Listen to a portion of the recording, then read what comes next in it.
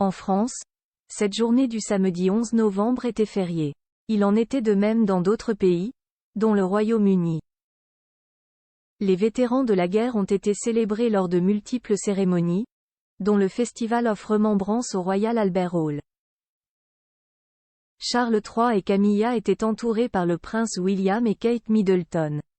Une soirée exceptionnelle placée sous le signe de l'unité. Outre-Manche, les vétérans de la guerre sont à l'honneur en ce week-end de l'armistice. Comme en France, la journée du samedi 11 novembre était fériée.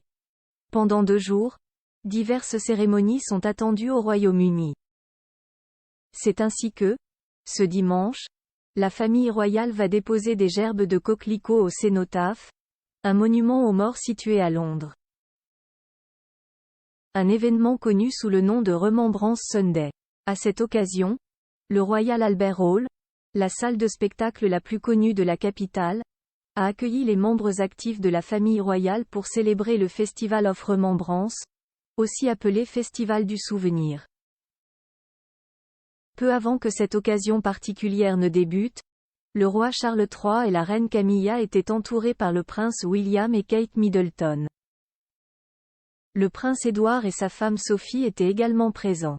Dans ce contexte, le monarque de 74 ans et son épouse ont dévoilé une statue à l'effigie de la défunte souveraine Élisabeth II et du prince Philippe. Une sculpture commandée à l'occasion du 150e anniversaire du Royal Albert Hall. Dans un second temps, la cérémonie a débuté et un concert en l'honneur des soldats morts au combat a été proposé aux invités.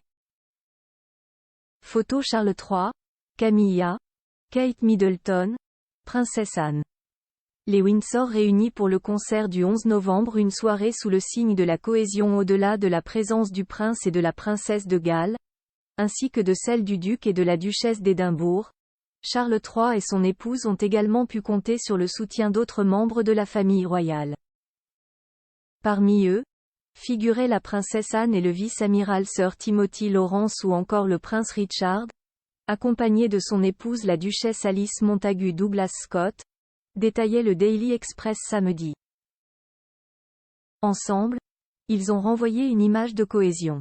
Pour cette occasion, l'orchestre du Royal Marine Band Service et celui du Royal Air Force Regiment avaient été sollicités pour jouer.